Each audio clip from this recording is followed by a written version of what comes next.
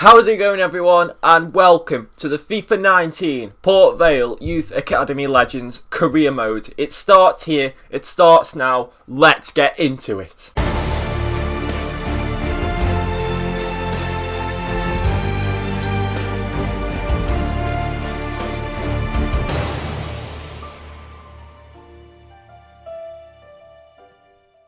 The manager for this series, guys, as you already know, and we're going to make sure he remains a black man this time, unlike Wakili Kingdom did, and it's going to be none other than Mr. Laurent Alphand, of course, the Scout Future Star in the FIFA 18 Port Vale Career Mode, and he was an ever-present pretty much.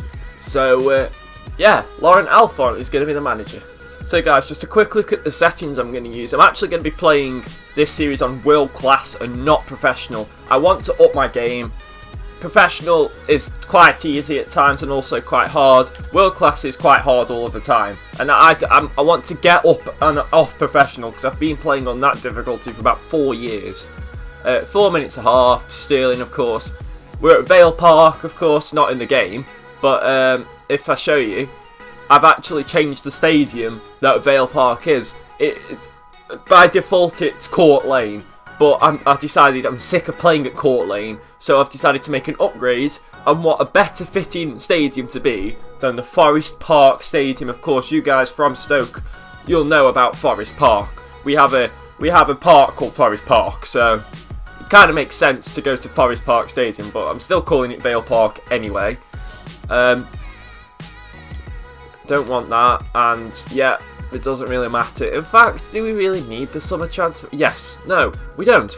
Well, in the first summer transfer window, well, we're not having one, but we're only going to be signing free agents anyway, and you don't need a transfer window for that. So guys, before we move on from here, I guess I should explain the rules of this series.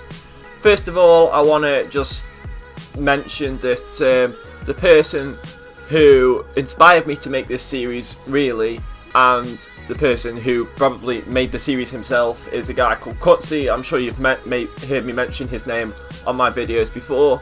He's a very, very good career mode YouTuber. I suggest you check him out if you somehow don't know who he is. He's got about 45,000 subscribers, so I don't see why you wouldn't know who he is.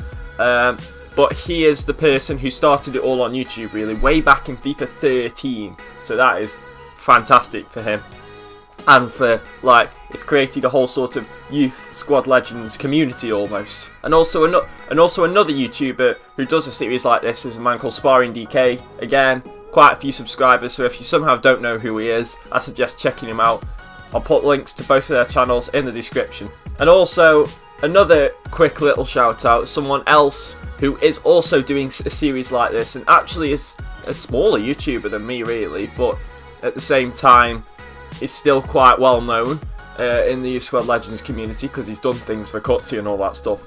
I'm going to leave a link to Rodolfo Gaming in the description below. I believe he's doing his series this year with Morecambe, so I suggest go and check him out. He does it very well, and normally he live streams it as well. So you know you can get involved right there and then. So links to all 3 of those channels in the description below if you don't know who they are. But basically, guys, the rules for this series is, well, really there's only one rule, and that is that we have to win the Champions League with a team full of regens or generated youth academy players. Basically, we have to win the Champions League with a squad of not real players, players generated by FIFA itself. But of course, with this being a YouTube series, I'm going to start off like that as well. So this first season, I'm not playing a single game in this first season. This episode is going to be me buying scouts, scouting youth academy, scouting for youth academy players, and then next season is when we start playing game. We can't use any real players. If we have to at the start, we have to, but we can't use any real players, at least in the Champions League final. Of course, if the series, gets a hit or whatever and we can't make it to the Champions League final, then winning the Premier League is good enough for me. But Champions League is the aim. So let's get started with this. The most expensive Scout Future Star you can buy is bought. Let's do it. Let's just say, guys, our transfer budget is a very respectable 2.1 million. That's not going to mean much in this season, but in FIFA 19, your budget for the next season is decided by how much you have left over, how you did on expectations, and things like that. So next season we could have a budget of, say, 3 million or 4 million. So who knows? But let's go buy some scouts. So as you can see here, we've got 5 scouts. I'm sure you guys have done all this before. It says at the top, experience. A more experienced scout will find a larger number of players. Judgment. A scout with better judgment will find higher quality players. That's good. But unfortunately, the guy with 4-star judgment is too expensive, really. I don't want to spend, like, nearly all of my budget on one scout. So Bradley Harris I'm going to buy, even though he's only got 2-star judgments. The next one I'm going to buy is, I guess, Ilkay Kaplan. I need to leave myself some money over so I can actually buy the players. The next one, it'll be Rory Clark. 1-star, but it doesn't matter. We're at the start of the series here. And for the first season, or at least this first round of scouting, I'm going to keep it fairly local. As in, you know, countries around, you know, countries in the UK. So Bradley Harris is going to scout England for 9 months for any player.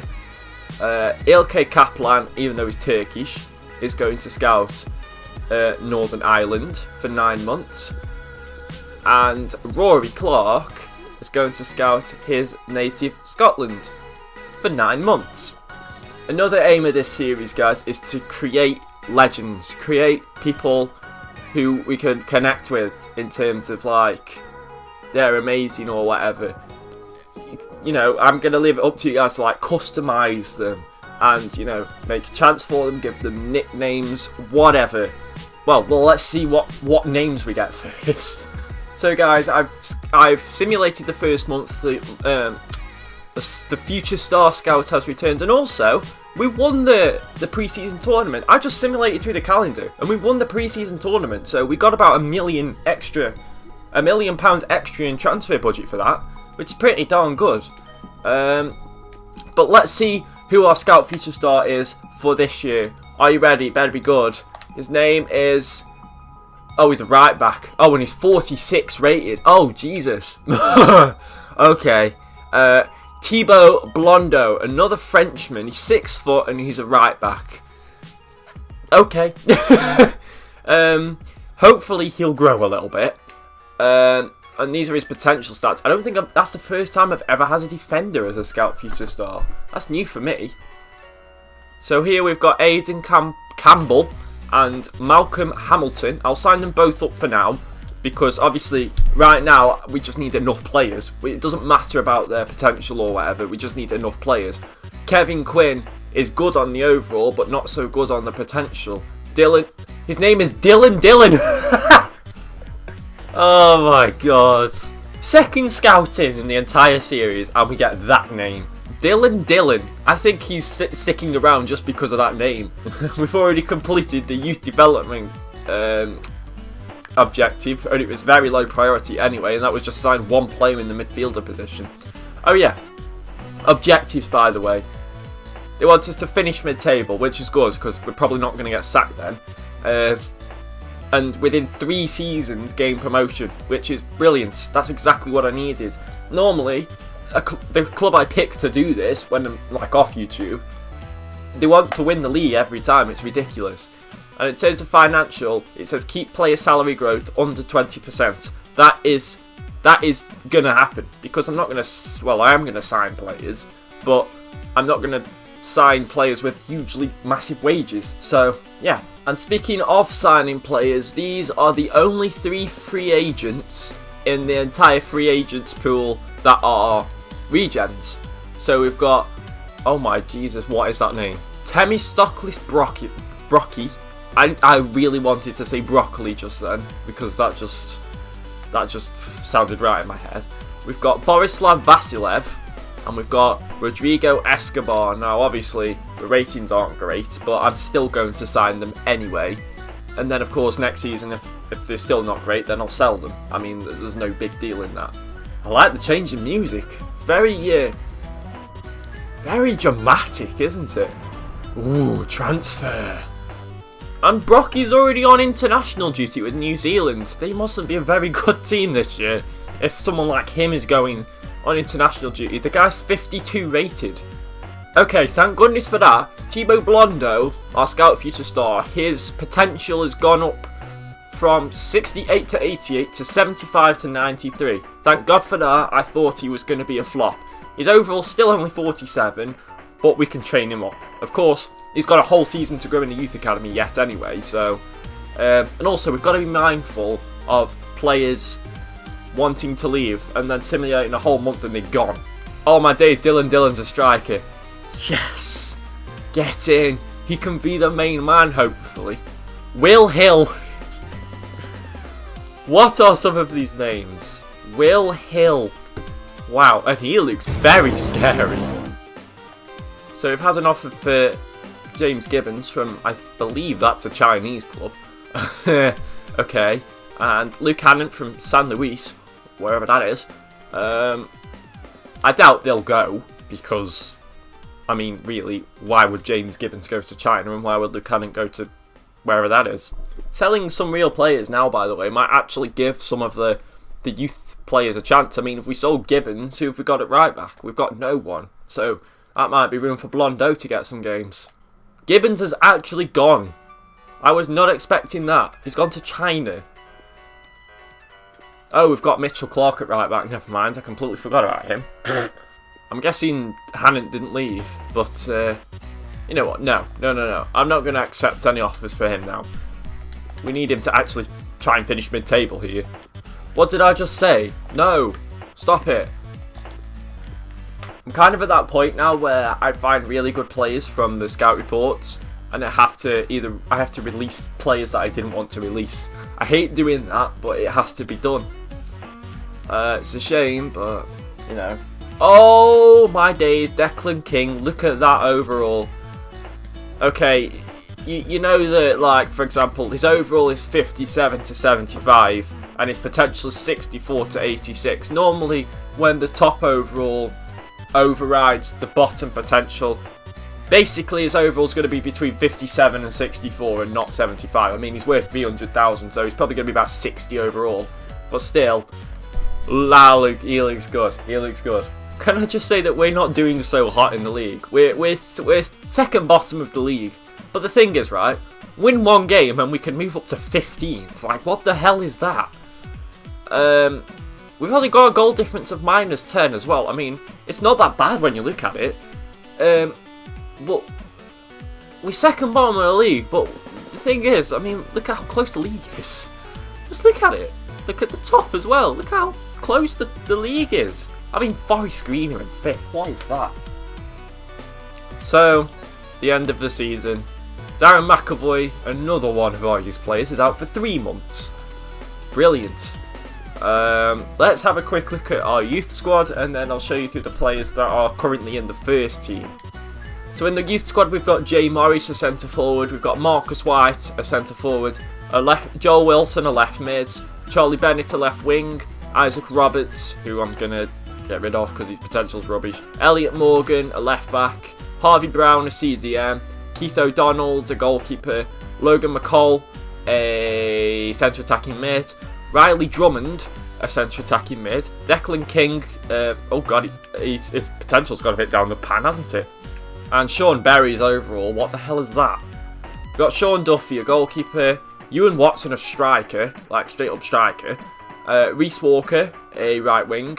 Duncan Stewart, a right mid. And that's it. Not all of these players will get called up. I mean, I'm not really going to call up a 48 rated player, am I? But we'll see.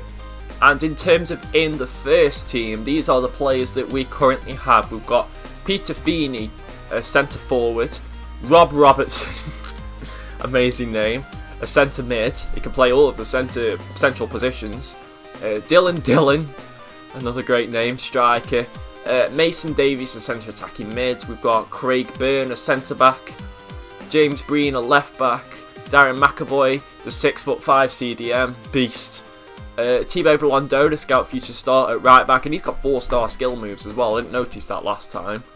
Aidan Campbell, a right wing. James. Jonathan Morgan, a right mid. Rodrigo Escobar, a free agent at left mid.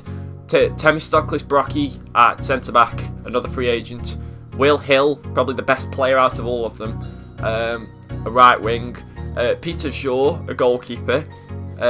Aidan Richardson, a centre attacking mid. Keith Hogan, a CDM. Patrick Alexander, he can play in all of the defensive positions. That's ridiculously good.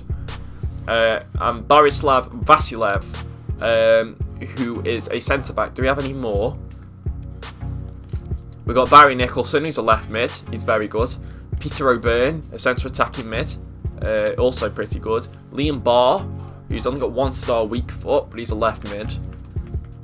Darren O'Donnell is a goalkeeper. And I believe that is it. Oh no, we've got Hugh Harris as well, a CDM, 6'7". Like, look at the size of this man. And we finished in the greatest position of 22nd in the league. We would have avoided relegation by, well, not even on. We've avoided relegation by scoring one more goal than Morecambe. Because we both have the exact same goal difference. Vale have just scored one more and conceded one more. So if this was real life, we would have beaten relegation by a goal. One goal, not a goal difference, a goal. Just a goal. That's mad. We lost 21 games. That's the joint most in the whole league. In terms of who went up, it was MK Dons, Lincoln and Exeter. No surprise there. And one of Mansfield, Cheltenham, Crawley and Forest Green will join them. I can't believe Forest Green got into the playoffs. What is that? I'm sorry, just make sense of this to me. Dear Alphon, we've come to the end of the season and the board could not be happier with your performance so far. Bro, we finished one goal off relegation. Mate, Norman Smith-Waite logic. So guys, we're into the second season now, and I've just bought another Scout Future Start because, why not? I will end the episode in a second, but there won't be a game in this episode. I'm sorry guys, if you wanted to see gameplay in this episode, unfortunately it's not going to happen. But, yeah. If you guys enjoyed this episode, then make sure to give it a big ol' thumbs up. I never say that. I can't remember who says that. But yeah, make sure to smash that like button down below if you're excited for this series. It's different, I know. It's probably a bit weird to you Vale fans, me selling all the real players instantly. But it's different series. And at the end of the day, it's still the Vale. So we're still playing at Vale Park. Still the club. Just new players to get used to. I mean, look. In the second season of the last career mode, it was barely the Vale team as it was. So, yeah. Yeah, if you guys enjoyed, make sure to hit the like button down below if you're excited for the series and if you want to see more. And if you're new, of course, then make sure to subscribe by hitting that red button that says subscribe on it. And also hit that little bell next to it. You know, you won't miss a video. Just saying, you'll get told when I upload. So yeah, guys, if you enjoyed. I've just said all that. Until next time, peace.